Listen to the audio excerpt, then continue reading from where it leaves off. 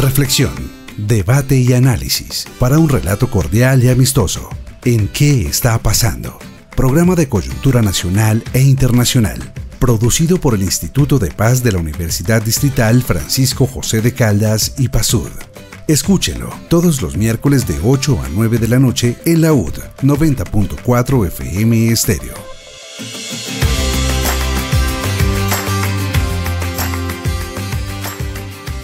Cordial saludo a todos los que están conectados al programa que está pasando del Instituto de Paz de la Universidad Distrital Francisco José de Caldas.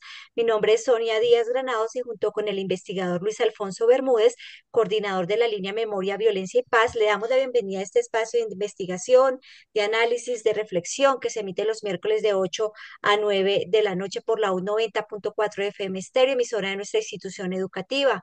Le recordamos las redes sociales en X, Instagram y Facebook. Estamos como @ipasud, página web ipasud.udistrital.edu.co y también nos encuentran con nuestra revista Ciudad Pasando Coseta en X y también en LinkedIn. Hoy ponemos sobre la mesa uno de los temas más urgentes y complejos del debate nacional e internacional. Se trata de la transición energética, una apuesta que no solo implica cambiar la forma en que producimos y consumimos energía, sino también modificar las relaciones entre el Estado, las comunidades, el ambiente y también el modelo de desarrollo. Para hablar de este tema, para dialogar sobre estos retos que hay, le doy paso al profesor Luis Alfonso Bermúdez. Profesor, buenas noches y por favor presente a su invitado. Buenas noches, Sonia, muchas gracias. Buenas noches, querido Andrés. Es muy placentero para la universidad tener uno de sus egresados y poder conversar con él de temas tan trascendentales como el que nos ocupa el día de hoy, que lo vamos a denominar políticas energéticas para el cambio. Eso me parece que es el tránsito y la coyuntura que estamos viviendo.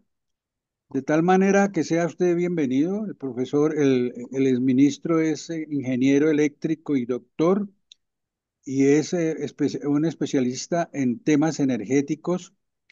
Y una de las cosas más importantes y trascendentales es que es egresado de la Universidad Distrital. Sea usted bienvenido. Para Bueno, iniciar un muchísimas poco, gracias. sí, señor. Para iniciar un poco el tema, quisiéramos como que nos contextualizara un poco, porque la idea de este programa, entre otras cosas, es hacerlo muy coloquial y didáctico, de tal manera que el tema energético en nuestro país es también, como lo hemos hablado en otros programas de otros temas, el tema energético especialmente es muy desconocido para la gente. Cada que se habla de él, cada que se habla de algún avance, de algún atraso, de algún problema, pues siempre escuchamos los medios, pero quedamos en babia. De tal manera es que si usted nos permite, podría hacernos una semblanza, una reseña muy rápida de realmente cuál es la problemática y la esencia, la almendra central de esta circunstancia de problemática que tenemos. Bueno, muchísimas gracias, profe Luis Alfonso, Sonia, a la Universidad Distrital, mi alma mater. Tengo el honor también de ser el primer ministro de la Universidad Distrital. Nuestra institución no había tenido una dignidad de este calibre y pues bueno, me ha correspondido ocupar esta responsabilidad de Estado. El tema de la transición energética tiene varias aristas. Una de ellas es que, digamos, el corazón, la almendra, es que el mundo depende de los combustibles fósiles. El modo de vida actual, la economía global, descansa sobre el uso de combustibles fósiles. Y ese uso indiscriminado, masivo de combustibles fósiles ha llevado al calentamiento de la Tierra, producto de que se arrojan gases de efecto invernadero. Para lograr contrarrestar eso que ha ocurrido, se ha desarrollado una respuesta que es la transición energética. ¿Qué es la transición energética? La necesidad de cambiar los combustibles, los energéticos que usa la humanidad y cambiar esos energéticos por energías limpias y usar entonces otro tipo de energéticos como son la energía del sol, la energía del viento. Eso es en concepto general de la transición energética, pero la transición energética en Colombia tiene otras características, porque resulta que nuestro país no es un país petrolero, no tiene grandes reservas de petróleo como otros países del mundo, pero nuestra economía depende en un 51% de los combustibles fósiles. Así que hacer una transición energética en Colombia no solo es por gases de efecto invernadero, sino también por el impacto económico que tienen los combustibles fósiles en nuestra economía. Y eso nos obliga a tomar una serie de medidas, que es lo que estamos intentando impulsar, acelerar desde este gobierno, pero que también es una política que están desarrollando todos los gobiernos del mundo para responder ante el cambio climático.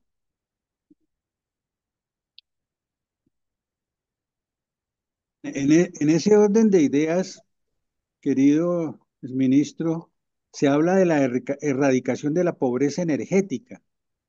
Creo que es un tema muy sobre la mesa y el cual en recientes días hubo aquí, se ha estado trabajando sobre ello, sobre la financiación, en fin. ¿Cómo es ese asunto de la pobreza energética, especialmente en América Latina y en los conos sur, en fin, en estos países como el nuestro? ¿Cómo se plasma, cómo se ilustra el asunto de la pobreza energética? Sí, entonces hacer una transición energética no es solo cambiar de energético. En el contexto de un país como el nuestro, si queremos hacer una transición energética, deberíamos garantizar que se superen problemas como la pobreza energética. Nosotros todavía tenemos territorios del país donde la gente no tiene acceso a energía. Tenemos territorios, por ejemplo, en el Pacífico colombiano, donde solo tienen 4 horas al día de energía eléctrica. Y sabemos lo que hay detrás de eso. Si una población, un poblado, un pueblo, tiene apenas 4 horas de energía eléctrica, pues su economía es precaria, que no hay dificultades para puestos de salud, para el internet, para las tiendas, para la economía de cualquier población. La energía detrás lo que trae son otros derechos. Y si no logramos superar esas situaciones de acceso y de pobreza energética, pues difícilmente podemos hablar de que hay una transición energética que sea justa. Entonces es otro campo en el cual hay que desarrollar nuestro proceso a la colombiana. La transición energética de Colombia no puede ser la de Suecia, no es la de Alemania, pero tampoco es la de Perú. Nuestra transición energética es de acuerdo a nuestras condiciones, una transición energética a la colombiana para superar esos problemas de acceso, de costos de energía y una cantidad de problemas que existen en el sector energético que deben ser abordados por la transición. Y eso es parte del reto que tenemos hacia adelante. Justamente, exministro, ¿qué papel tienen las regiones más afectadas por el extractivismo en esta transición?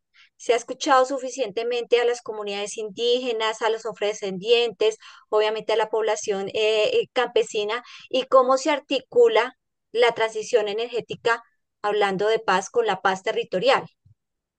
Sí, entonces, varias cosas que decir al respecto. Justamente la política que estamos desarrollando es superar el modelo extractivista. No podemos seguir viviendo de lo que sacamos de la tierra. Hay que convertir nuestra economía en una economía productiva. Hay que reindustrializar el país. Hay que poner a producir el campo otra vez, como hoy ya se está haciendo. En el último discurso del 20 de julio, el presidente daba esas cifras de cómo crece el campo en Colombia. Por lo menos hace 2, 3 décadas no teníamos un crecimiento de la economía, especialmente en el agro. Y entonces, en vez de depender de la extracción, de llevarnos lo que hay debajo de la tierra, hay que poner a producir la tierra. Y eso implica entonces un cambio de modelo económico y superar el modelo extractivista. Pero a su vez, hacer la transición implica que todos estos territorios, regiones que ya han sido víctimas de el proceso de extracción, pues nos debe obligar a hacer una suerte de sanación y de llevar derechos, oportunidades y garantizar que la transición resuelva problemas que no fueron resueltos en el pasado. Por ejemplo, acceso a la energía. Y hoy la transición tiene otra posibilidad y es que ya no es necesario o no es la única forma tener sistemas centralizados de energía. Ahora se puede hacer energía en cada región, en cada territorio. Eso se puede lograr con la tecnología de energías limpias existente ahora. Entonces, en esas poblaciones donde hay pueblos indígenas, afrodescendientes, en fin, lo que estamos buscando es que cada pueblo, cada región pueda tener autonomía energética. Y esa es una forma de resarcir lo que fue el modelo extractivista, superar el modelo extractivista, pero empezar a avanzar en un modelo de soberanía y autonomía energética. ¿Y cómo se hace esa transición? Porque eso suena muy bonito, ojalá que se pueda hacer realmente, pero ¿cuánto va a llevar ese proceso, no solo en tiempo, sino también económicamente, para llegar a ese punto donde se haya esa transición, donde, como usted dice, no sea extracción, sino producción? Ya estamos dando pasos muy grandes. Ya este año se han entregado ya 5 granjas municipales de energía que están especialmente en el Caribe colombiano. Eh, Cuando empezamos el gobierno, mucha gente decía que no era posible, pero hoy ya tenemos, por ejemplo, ayer se inauguró una granja solar en Arroyo Hondo, se inauguró una granja solar en Tierra Alta, se inauguró una granja solar en Sucre, inauguramos una granja solar en Cumaribo, el municipio más extenso de Colombia, y esas Mario. soluciones ya en Cumaribo, que es además un territorio de paz, incluso todos estos territorios que tienen problemas energéticos son territorios azotados por la violencia. Así que todos estos proyectos están orientados a cumplir el acuerdo de paz, pero a llevar también autonomía y derechos energéticos. Entonces, ya existen estos proyectos, se están construyendo. Existen en este momento operando ya cerca de 500 comunidades energéticas, que son eh, proyectos de energía limpia que le sirven a una junta de acción comunal, a una vereda, a un pueblo indígena para hacer su propia energía. Por supuesto que esto apenas es el comienzo. ¿Cuánto va a tardar la transición energética? No solo en Colombia, sino en el mundo. Si avanzamos de manera acelerada, firme, puede ser unos 12, 15 años. Si nos demoramos un poco más, van a ser 20, 25 años. Por eso la importancia de acelerar. Entonces, esto es un proceso que apenas comienza y que estamos sentando las primeras bases, poniendo la primera piedra a estos proyectos, haciendo algo muy importante y es demostrando que sí se puede hacer. Y a ello les invitaría, por ejemplo, a revisar estos proyectos en estas regiones. Arroyo Hondo, Tierra Alta. Tierra Alta es un territorio PEDET. Arroyo Hondo es un territorio PEDET. Y la mayoría de los proyectos que hemos ejecutado en esta materia de autonomía energética son territorios PEDET, territorios que han sido afectados por la violencia. Eh, Eso que estamos hablando, si se permite el término, para nuestro entorno es un hecho revolucionario. Como muchas de las otras actividades, el hecho educativo, el hecho de la problemática de la salud, son temas que se están dando en un tránsito de cambio y por supuesto mover todas esas estructuras de alguna manera es contradecir el establecimiento de toda la vida, por lo tanto se tornan en hechos revolucionarios. Eh, Exministro Andrés, esto que tú nos estás comentando, creo que te lo oí, creo, tengo la inquietud que te lo oí comentar alguna vez acerca de la geotermia, que para que el departamento de Nariño fuese autónomo en este asunto energético. Me llamó la atención el término y me llamó la atención lo retirado del departamento y dije, esto está muy interesante. ¿Cómo es el asunto de la geotermia? Pues primero es que nosotros estamos en un camino de la exploración energética. Entonces, como hemos vivido tanto tiempo del petróleo y del carbón, realmente no hemos buscado y usado el potencial que tiene el país con otros energéticos. Uno de ellos, el sol. Nosotros vivimos en la zona ecuatorial. Somos un país que la mayor parte de su territorio está bañado por el sol la mayor parte del año. Así que tenemos unas posibilidades enormes de usar el sol. Pero tenemos agua, pero también tenemos otras cosas que no hemos usado, como la geotermia. Para la gente que no lo conoce bien, la geotermia es aprovechar el calor de la tierra para producir vapor y con ese vapor producir energía. Ujú. Y hemos empezado ya unos proyectos, reformamos y estandarizamos los mecanismos desde el ministerio para desarrollar proyectos de geotermia. Hoy en día ya tenemos 5 grandes proyectos de geotermia en el país desarrollándose con el respaldo y el concurso de Ecopetrol. Recientemente, hace 15 días, se lanzó el proyecto de geotermia para Nariño, justamente lo que señala el profe Luis Alfonso. ¿Por qué con Ecopetrol? Por dos razones. El proceso de perforación, el mismo proceso de perforación que se usa para buscar petróleo, es el mismo proceso de perforación para poder encontrar geotermia. Así que la técnica, la geociencia detrás de esas perforaciones es la misma para encontrar petróleo que para aprovechar la energía de la tierra. Y Ecopetrol tiene ya más de 100 años de historia en el aprovechamiento, la técnica, el uso de maquinaria, el personal capacitado para hacer ese tipo de cosas. Y segundo, porque buscamos que Ecopetrol sea el ejemplo de la transición y queremos que Ecopetrol ya no solo sea una empresa de petróleos, queremos que Ecopetrol sea una empresa de energía. Y en ese sentido, Ecopetrol puede hacer petróleo, puede hacer gas, pero también puede hacer geotermia, pero también puede hacer energía solar, pero también puede hacer energía eólica. Y por eso hoy Ecopetrol está a cargo de 4 grandes proyectos de geotermia en el país que van a ser muy importantes para el futuro de nuestra nación y se han firmado convenios, por ejemplo, con Islandia, que tiene casi que el 95% de la energía que se produce en Islandia proviene de los volcanes y de la fuerza de la tierra, el calor de la tierra. Así que tenemos un camino que ahí también está arrancando. Exministro, yo quisiera que nos hablara como pedagógicamente cómo es ese acercamiento que se hace a las comunidades justamente para hablarles sobre la importancia de la transición energética y que pues también resaltar qué es esa implementación de esa política de transición energética. Usted que fue ministro, me gustaría saber cómo es ese proceso y cómo las comunidades, si son receptivas ante esto, inician el trabajo también como apoyo al Estado, al gobierno para iniciar con esa transición. Sí, yo diría lo fundamental es que las comunidades obtengan respuestas, soluciones. Y la tarea fundamental desde el ministerio, desde este gobierno, ha sido llevar respuestas ante problemas energéticos. Y nuestra respuesta ha sido comunidades energéticas, granjas solares como estas que les contaba, para que la gente vea que sí es posible hacerlo de otra manera. Si la gente no se convence, porque hay un problema aquí que resolver después del Estado y de los gobiernos que hemos tenido, es el problema de la confianza.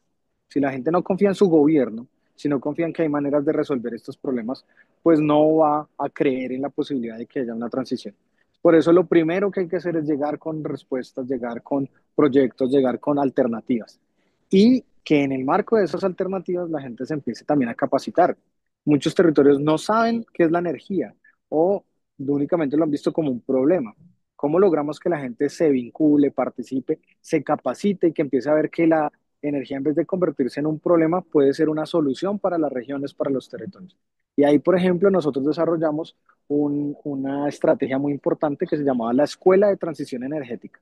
Y en todos los territorios donde había un proyecto del Ministerio de Minas y Energía, se hacía una escuela para garantizar que la gente tenga conocimiento, que la gente entienda de qué estamos hablando y que por supuesto pueda participar y que en esos espacios de participación tenga herramientas para opinar, porque a veces se hacen eventos, reuniones, audiencias, donde las entidades dicen muchas cosas, pero la gente no entiende nada.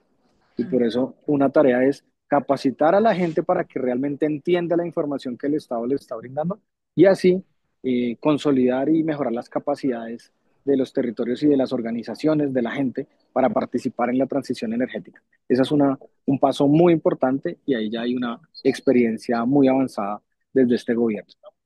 Y desde su experiencia es ministro, cuando lo nombraron ministro, igualmente desde que asumió el ministerio Irene Vélez, que si no estoy mal fue la primera ministra de Minas del gobierno de Gustavo Petro, ¿qué resistencias se han enfrentado dentro del Estado mismo y de los sectores, de los diferentes sectores, sobre todo empresariales? Hablemos un poco también como de esas piedritas en el zapato que no han hecho desarrollar o evolucionar esa idea de la transición energética que tiene el gobierno. Definitivamente la transición energética también es un cambio político y es un cambio cultural.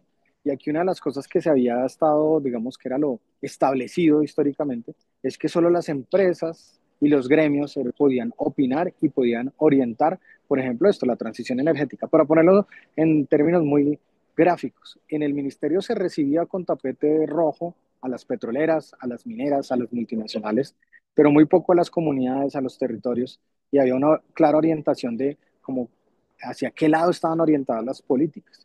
Y eso hemos tenido que cambiarlo. Evidentemente eso genera resistencias, eso genera rencillas incluso, y muchos gremios económicos del país, empresas, pues se sienten restringidas en lo que venían haciendo históricamente en el país. Pero pues eso hace parte de la responsabilidad de un gobierno y de un Estado de equilibrar la balanza, de que no puede ser un gobierno para las empresas, para los gremios, sino que tiene que ser un gobierno para resolver los problemas del país y los problemas de la gente, sin desconocer tampoco el papel que tienen los empresarios, las empresas, pero sí se trata también de equilibrar.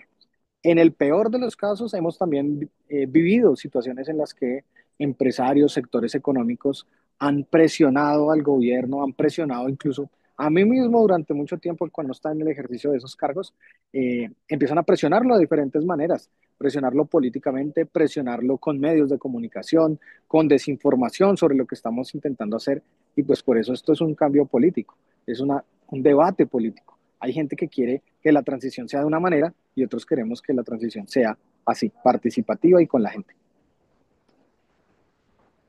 Ministro, yo quiero reconocerle su habilidad y competencia porque creo que en el desarrollo de la negociación con las diferentes entes controvertidos, frente al hecho de la política energética, usted salió bien librado. Creo que, pues no lo digo yo, ahí están los resultados y creo que es importante destacar ello, que sin entrar a la rencilla y al desgaste político con argumentos, se pueden hacer las cosas. Y lo digo así porque ahora usted comentaba que ante todo hay que generarle confianza a la gente. Y yo creo que uno de los aspectos y de los hechos importantes de este gobierno que tiene que ver con el cambio es que la gente puede hablar. Creo que en eso se ha avanzado, la gente le ha ido perdiendo el miedo a decir las cosas. Y ahora que tocabas el tema de Ecopetrol, también es muy interesante porque esa institución que se dice que es la primerísima del Estado, que es la que mejor y más le produce, estaba como en un altar y era intocable y era inadmirable, era poco mirable y para pasar en su frente había que ser venia. Bajarla a su lugar real, creo que es otro de los hechos importantes y convertirla en una institución que realmente sea gestora de la renovación energética del país y volverla una empresa supremamente avanzada, creo que es otro de los aspectos importantes. De tal manera que en este trabajo del avance energético de las energías limpias, ¿cómo avisora, cómo ve usted ese avance en medio de todos estos tropiezos y sobresaltos de la gran empresa que, como decía una frase que se las echaban al Quijote, que decía, Ladran los perros, Sancho, señal que cabalgamos"? De tal manera que sí, eso es una buena señal y bien importante. ¿Cómo se avisora ese devenir? Porque queremos que sea ya una política de Estado completamente desarrollada o por lo menos bien encaminada y que no tenga ese retorno dado algunos hechos de orden político que se puedan presentar. ¿Cómo lo avisora usted? Pues aquí hay una discusión muy importante. Aquí detrás de estas discusiones hay algo que yo llamo la política fósil, detrás de el intento de que Ecopetrol siga siendo únicamente una empresa petrolera. Hay intereses económicos muy grandes y políticos fósiles que quieren preservar esa idea. Y estamos disputando la posibilidad de que no, que Ecopetrol pueda cambiar y que pueda avanzar en otros terrenos. Y un elemento importante es que esto no solo lo está haciendo Ecopetrol. De pronto aquí nosotros somos muy, si cabe el término, parroquianos, muy de un pensamiento endogámico, pero estas cosas están pasando en el mundo. Las petroleras del mundo ya no están invirtiendo únicamente en petróleo. Las petroleras del mundo están avanzando en energías renovables, en energías limpias, así que estamos exponiéndonos a tono con las tendencias globales. ¿Y cómo veo yo hacia el futuro de Ecopetrol? Ecopetrol está asumiendo un liderazgo en todo el continente. Estamos, por ejemplo, hoy ya en la construcción de la primer planta de hidrógeno verde del continente, la más grande de Latinoamérica, la está construyendo Ecopetrol en Cartagena. Y con los proyectos que hoy ya ha adquirido Ecopetrol de energía solar y energía eólica, Ecopetrol va camino a convertirse en la empresa energética más importante del continente. Tenemos una enorme competencia que es Petrobras, pero nosotros vamos avanzando más rápidamente en algunos aspectos de las energías renovables. Sí que en el futuro, los datos, espero yo, estoy seguro que los datos y el devenir de Ecopetrol nos darán la razón y el país tendrá también un importante baluarte para la economía nuestra. Hay un artículo que yo escribí recientemente que les invito si lo quieren leer a quienes estén interesados, que se llama Ecopetrol, la gallina de los huevos de oro, y como hoy los huevos de oro ya son huevos limpios, ya no son huevos de petróleo, sino que la tendencia global es a que sean huevos con energías limpias. Sí, exministro, ¿qué debería fortalecer el gobierno nacional en lo que resta de este cuatrenio con respecto justamente a lo que estamos hablando, este enfoque que tiene que ver con la transición energética en nuestro país? ¿Cuál cree que son pues esas debilidades, ya que vamos a hablar de esas fortalezas que debería tener el gobierno en lo que queda, también de las debilidades que usted cree que debería fortalecerse? Yo creo que hay un tema en el que todavía estamos débiles y es que es imposible que desde el gobierno nacional se resuelva todo lo de las regiones. Necesitamos desarrollar un nivel de la transición energética que es más regional y ahí todavía nos falta mucho. Digamos que tenemos unos programas nacionales de transición energética, grandes proyectos, tenemos unos proyectos de este tipo, unas granjas en algunos territorios, pero necesitamos que cada región, incluso cada territorio, tenga su plan de transición energética. Y digamos que aterrizar ese plan de transición energética en regiones, en territorios, todavía está lejano, todavía nos hace falta desarrollarlo. Y yo creo que desde el Departamento Nacional de Planeación, la articulación con alcaldías, con gobernaciones, todavía está floja y tenemos que consolidarlo porque esto no es un proceso, la transición energética no la va a hacer el gobierno nacional y la transición energética no la va a hacer solo este gobierno. Tenemos que dejarlo, como tú lo dices, una política de Estado. Y ahí hace falta todavía transformar instituciones, transformar estos mecanismos, estas herramientas. Así que lo que queda todavía es mucho trabajo. Realmente lo que hemos hecho hasta el momento es abrir la puerta y sentar, poner los primeros pasos, las primeras piedras de este camino, pero esto realmente apenas comienza. Hay una preocupación latente en diversos sectores, en la sociedad civil misma, exministro, y tiene que ver con la producción de gas natural. Al parecer el escenario que estamos viendo frente al gas natural es crítico, y vemos también el alza en el costo pues, del gas, del servicio de gas. Entonces yo quiero que nos explique qué es lo que está pasando con el gas y cuál es la solución. El presidente ha dicho pues que la culpa lo tienen los gobiernos anteriores, pero pues esto no es de echar culpas, más bien de hacer soluciones o de dar soluciones. Voy a explicarlo, intentar dar una radiografía. El gas y el petróleo no se obtienen de un día para otro. Para tener gas y petróleo se necesitan proyectos de al menos mínimo 7 años, 10 años. La política energética es de largo plazo. Y resulta que en nuestro país el planeamiento energético de hace 7, 10 años llevó a que estuvimos viviendo una declinación de la producción de gas. Llevamos 10 años en que el gas va bajando su producción y sus hallazgos. Entonces, ¿qué se ha hecho? Desde gobiernos anteriores se ha impulsado la exploración, pero nosotros hemos hecho énfasis en un sitio donde están los mayores yacimientos de gas, que es el gas offshore, gas que está en el suelo marino en el Caribe colombiano.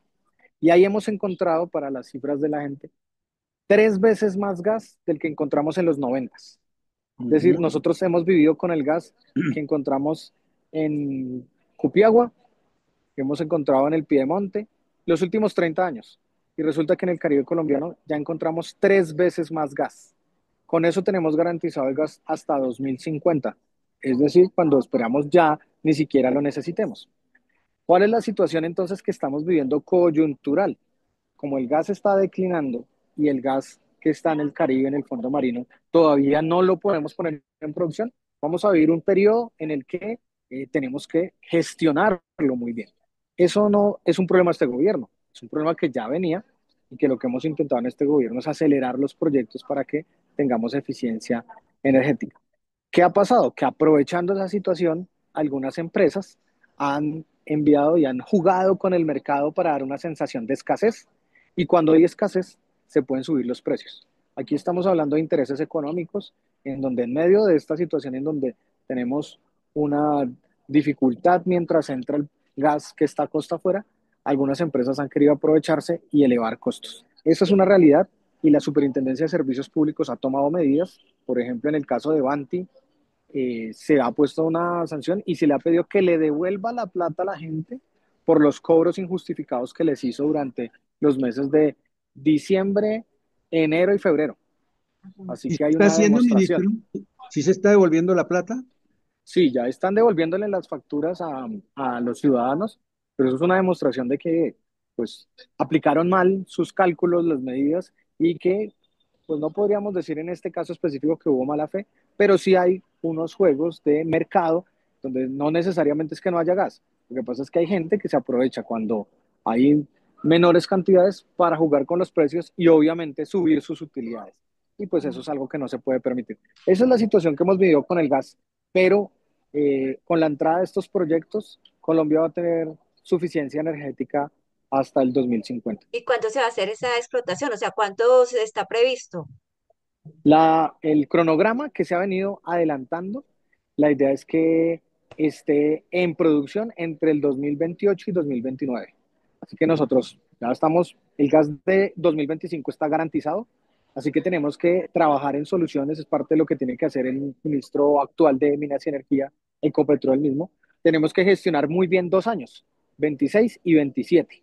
Si logramos una gestión eficiente, ahorros en el consumo de gas, otras medidas de entrada rápida de energías limpias y logramos superar esos 2 años que son, digamos, los de mayor riesgo. En el 28 o 29 vamos a tener todas las posibilidades de incluso exportar gas a otras partes del mundo. Muy bien. Eso que estamos hablando, no hay que ser gobernista para uno aceptar que hay cambios y que se ha sido valiente para sobrellevar esos cambios. Eso que acaba de decirnos muestra cómo, por ejemplo, estaba por sobre todo el negocio, el aspecto social, la sensibilidad social. El ser humano como tal era un elemento más del mercado. Cuando esto de lo que estamos hablando, de los bienes energéticos, de lo que tiene, de las necesidades sentidas, y me hizo acordar cuando habló de que para la gente en ciertos sectores el hecho de la energía nunca había ocurrido. Me acuerdo de la película, ustedes recuerdan El Fuego, cuando el hombre descubrió el fuego y Claro, llega, qué energía y qué alegría y qué revolución lo traía a valor presente porque parece que tú que lo has vivido, parece que fuese así, para la gente es un hecho, algo que no cabe en su cabeza, ¿cómo es posible que esto sea cierto? De tal manera que es muy interesante el proceso. Y yo quería tocarle el tema ahora que Sonia hablaba del gas, porque creo que está sobre la mesa la problemática del carbón. De tal manera que esta mañana creo que escuchaba a algún dirigente que tú sabes más las siglas de las organizaciones, hablando de los problemas que tenían y de las acechanzas que tenían con el gobierno. Y simplemente, por ejemplo, decir que el gobierno determinó que no se exportaba más carbón a Israel. Sin embargo, se enteraba uno que se seguía exportando carbón. Entonces, ¿qué pasó con el cuento? ¿Cuál es la autonomía gubernamental? Y en ese escenario, pues frente a todos los hechos, en un tema tan desconocido como es el energético, pues a uno, como cualquier paciente ciudadano, le pasa y le resbala porque no entiende qué está pasando.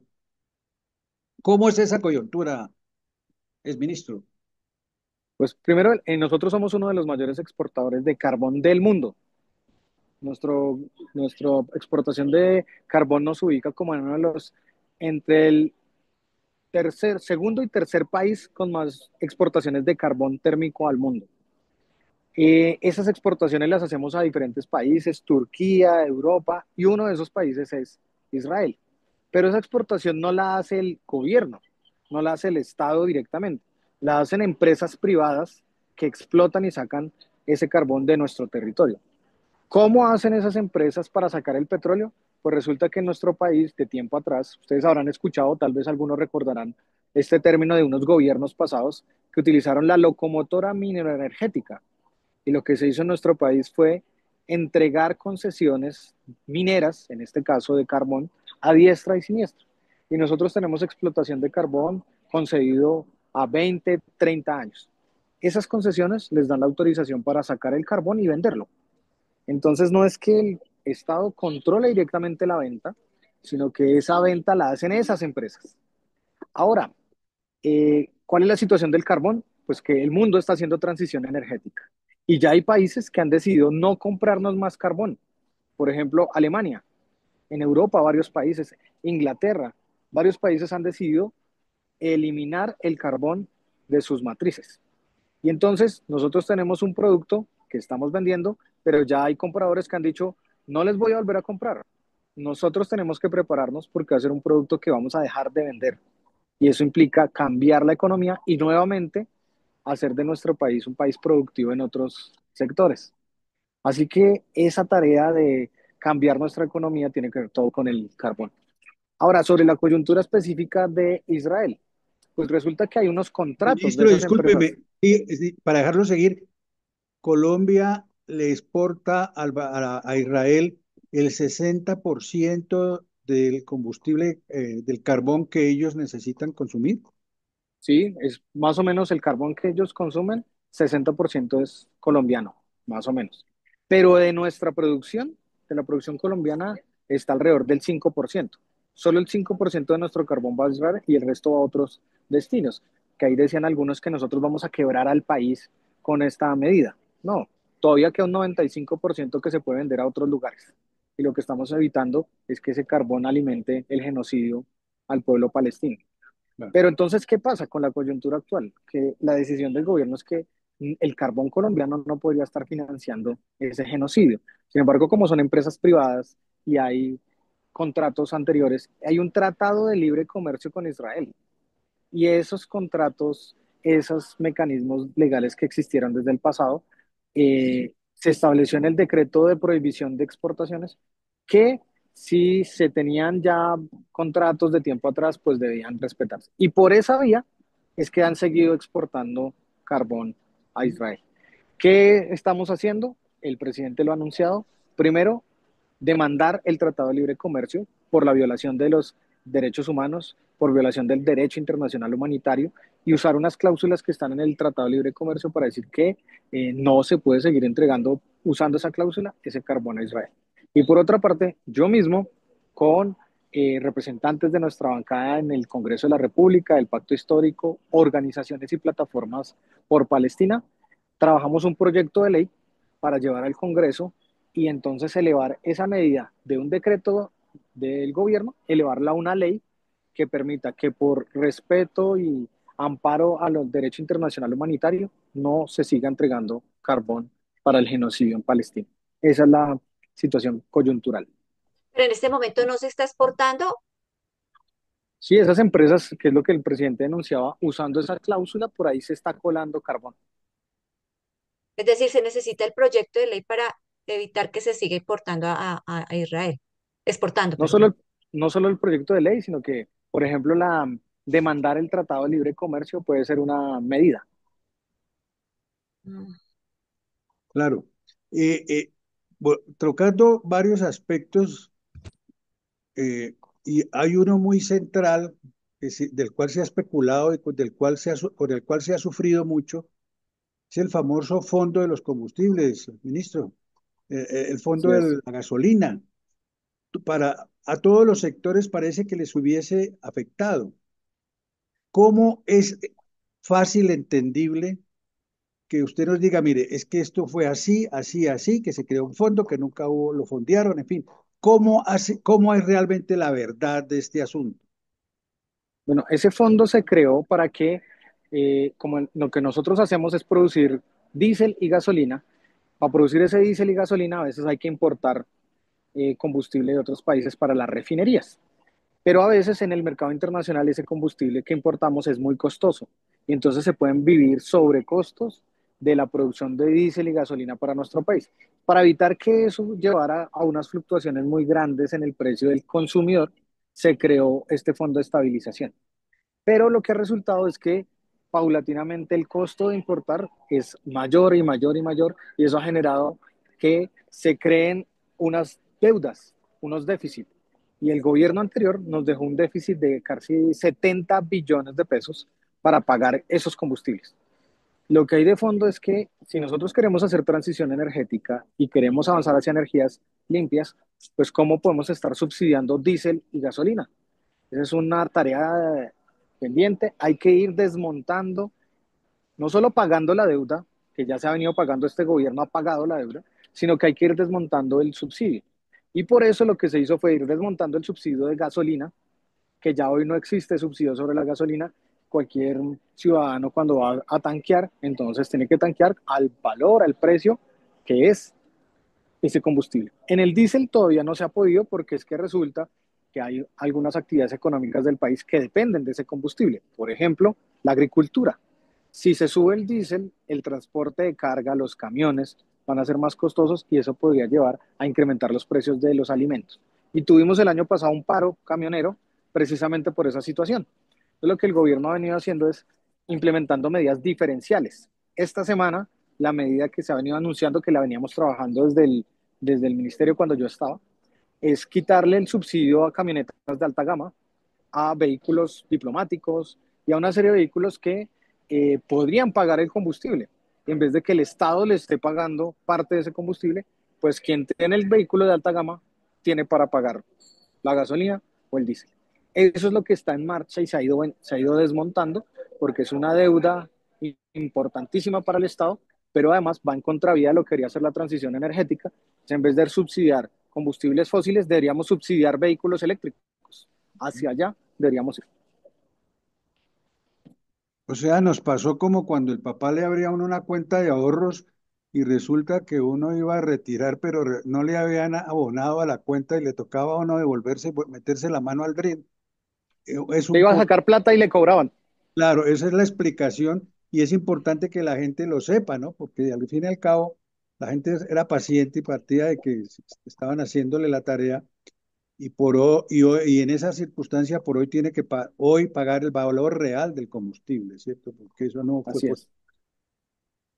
Quisiera un poco ya para ir cerrando, que nos permitiésemos hablar acerca la cumbre de financiamiento para las transiciones, una cumbre que hubo en estos días, ya creo que terminó ayer o antier, de ministros de minas, de energía, y que creo yo que es muy significativa, sobre todo por el término en lo que tiene que ver con financiamiento para transiciones energéticas. Creo que también eso, si ustedes permiten el término, de alguna manera es revolucionario, mirándolo desde esta parte del mundo. Para usted, ¿qué opinión y cuáles crees tú que son las conclusiones más importantes respecto de este gran evento, eh?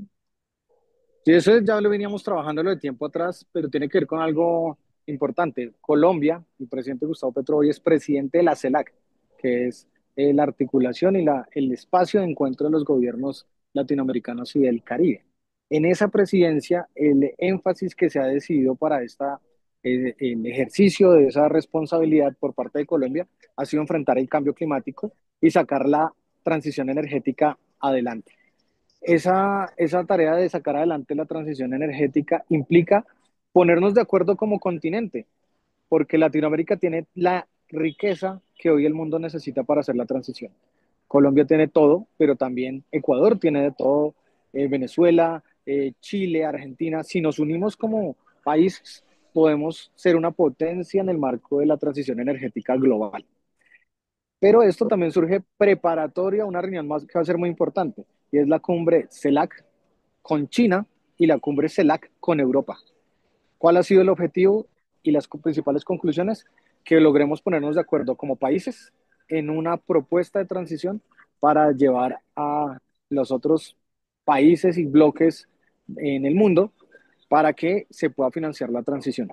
Nosotros somos un país de renta media, como la mayoría de países de Latinoamérica, y si logramos mecanismos de financiación que tiene Europa, que es uno de los mayores contaminantes, que recursos como los que tiene China, si pudiéramos movilizar esos recursos para Latinoamérica, nosotros podríamos estar aportando de manera estratégica y fundamental a la transición energética del mundo que tanto necesitamos. Ministro, valga la oportunidad de pues exaltar el hecho de que usted es egresado de nuestra Universidad Distrital Francisco José de Caldas y que pues hace poco la universidad cumplió años, el 6 de agosto, la fundación fue la fundación de nuestra universidad, nuestra alma mater. Entonces me gustaría saber desde su posición, sí, como quien fue estudiante de la universidad y que llegó pues a ser un ministro, usted lo dijo, el primer ministro de la Universidad Distrital Francisco José de Caldas. ¿Qué significa para usted? ¿Qué significa el hecho de ser ministro, pero también su paso por la Universidad Distrital? Pues yo creo que mi caso es el caso de la mayoría de estudiantes de la Universidad Distrital. Yo vengo de un barrio popular, de una localidad de Bogotá, estudié en un colegio público. Si no hubiese sido por la Universidad Distrital, tal vez no hubiera tenido acceso a la educación superior en Colombia y gracias a la universidad tuve ese acceso, así que yo para mí, en mi corazón y en mi proyecto de vida, la Universidad Distrital juega un papel determinante, tanto que pues no solo soy egresado, también ahora soy docente de la Universidad Distrital, soy estudiante del doctorado y con letras mayúsculas la Universidad Distrital es mi alma mater. Me siento muy orgulloso de lo que la universidad me ha dado. Y ahora con la responsabilidad que yo asumí, me gustaría también darle un mensaje a la gente de que nosotros como estudiantes de la Universidad Distrital tenemos la posibilidad de ocupar muchos cargos. Tal vez a veces en el pasado teníamos como una posición o un enfoque un poco tímido de lo que puede hacer un estudiante, un egresado de la Universidad Distrital, pero pues aquí estoy yo después de haber sido ministro egresado de la Universidad Distrital y quiero animar a que todos nuestros egresados y todos los estudiantes asuman el reto de aportar en todos los campos, académico, técnico, tecnológico, político incluso, en todos los lugares donde se desempeñen, porque tenemos altas calidades académicas, profesionales, pero también políticas y humanas. Además que fue líder estudiantil, ¿no?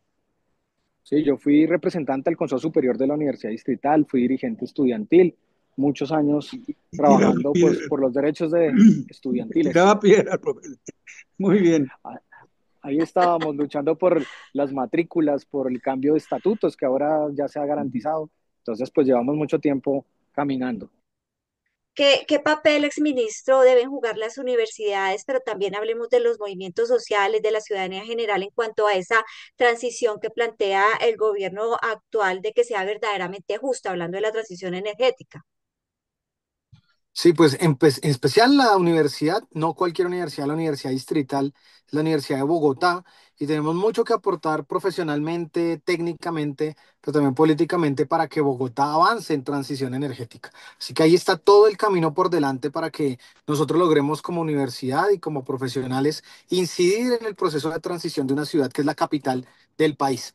Y como movimientos y organizaciones sociales, creo que debemos empezar a incorporar mucho más en nuestras agendas, en nuestros repertorios, en nuestras reflexiones y discusiones el tema energético. Tal vez no es algo que por lo general haga parte de la agenda de las organizaciones y los movimientos sociales, pero hoy en día es trascendental. De hecho, nosotros venimos trabajando y desde mi salida del ministerio venimos consolidando un movimiento social que se llama Movimiento por la Democracia Energética, en donde estamos articulando muchas de estas agendas para garantizar que existan espacios de participación, de pensamiento y de discusión alrededor de lo que debe ser la transición energética justa en Colombia. Y siguiendo en esa línea, exministro, ¿qué mensaje le daría hoy a la juventud que quiere defender el ambiente, que quiere transformar el modelo energético en Colombia? Afortunadamente la juventud cada vez más tiene conciencia sobre los problemas ambientales, sobre los problemas energéticos y lo que les diría especialmente es que hay que organizarse, prepararse, formarse en este campo para que el futuro de la humanidad, pues que depende especialmente de ellos en poco tiempo, tendrán que tomar decisiones de país, tendrán que tomar también las riendas de este país, que se formen especialmente en esos campos, siendo estudiantes, especialmente la juventud que estudia en la universidad que se capacite y que asuma también el reto, la responsabilidad desde sus carreras, desde sus enfoques, para luchar contra el cambio climático y pensarse todo este tipo de agendas. Pues a usted, ingeniero, exministro, también egresado de nuestra Universidad Distrital Francisco C. de Caldas, docente de la misma universidad, Andrés Camacho, le agradecemos por haber estado con nosotros, por esta conversación que esclarece mucho, mucho este tema que tiene que ver con las energías limpias, con la transición, y sabemos que hablar de transición energética no es solo hablar de paneles solares o turbinas eólicas, sino también de democracia energética. Muchas gracias, exministro. A ustedes muchísimas gracias, a la Universidad, al IPASUT y este espacio, profesor Luis Alfonso, muchísimas gracias y bueno, nos veremos en una próxima oportunidad. Qué Muchas bueno que nos volvimos a encontrar. Ya nos Ya, volvimos a encontrar. ya habrá tiempo de conversar. Bueno, muchas gracias. Muchas gracias. Bueno, pues ahí está un tema muy interesante, profesor, que pues trajimos aquí en este programa que está pasando el Instituto de Paz de la Universidad Distrital Francisco José de Caldas, y quién mejor que el exministro de Minas y Energía, egresado, como decíamos, de nuestra Universidad Distrital, que nos contara acerca de cómo todo va surtiendo todo este proceso en el gobierno nacional, que la idea, como decía él, es que sea una política pública para que otros gobiernos pues sigan con la continuidad de esa transición energética que no es de la noche a la mañana, eso lo sabemos, pero que, bueno, es una iniciativa muy importante, sobre todo para las regiones que muchas en este momento no saben qué es energía. Desafortunadamente en Colombia todavía existen zonas con esta situación. Profesor, nos vamos a hacer algunas invitaciones que tenemos porque en este segundo semestre el IPASUD tiene diferentes actividades. En agosto vamos a tener el coloquio Pensar la Universidad, Universidad para qué sociedad. Este ciclo de eventos entonces comienza con esta charla el 28 de agosto. Seguimos en septiembre con el segundo coloquio Antonio García Noza, la Universidad Colombiana y la Fundación de la UD. Esto va a ser el 3 de septiembre. Para el 18 y 19 de septiembre vamos a tener el tercer Congreso Colombiano de Estudios sobre Rock y Metal Extremo, Música, Arte y Encuentros de Paz. Y en octubre 9 vamos a tener el coloquio Memoria, Arte, Territorios y Escenarios de Paz. Igualmente en este mismo mes, 23 de octubre, está el coloquio Economías Populares para la Paz y se están cocinando, como dicen por ahí coloquialmente hablando de coloquios, otras actividades que vamos a realizar para cerrar con broche de oro este 2025, liderados por el Instituto de Paz de la Universidad Distrital Francisco José de Caldas. Recuerden también que tenemos la convocatoria para la revista Ciudad Pasando, nuestra revista científica. Esta es la segunda convocatoria de este año para la edición 18.2. Todos aquellos investigadores, docentes, estudiantes también que tengan esos artículos de investigación que tengan que ver con conflicto, con derechos humanos, con género, pues bienvenidos sean. Ahí está, ponen en su buscador revista Ciudad Pasando y ahí encuentra pues todos los requisitos. Igualmente inicia otra vez la convocatoria para el voluntariado por la paz UD, una convocatoria que está dirigida a los estudiantes, a todos los estudiantes de la Universidad Distrital que pertenecen a los distintos proyectos curriculares. Pueden inscribirse en ipasu.udistrital.edu.co, poner su nombre, también poner pues su código, su proyecto curricular y la motivación que les da hacer voluntariados de paz en distintas organizaciones cuya misionalidad sea la paz. Con estas recomendaciones, con estas invitaciones, igual con este tema tan interesante que abordamos el día de hoy, pues los dejamos, nos volvemos a escuchar el próximo miércoles de 8 a 9 de la noche.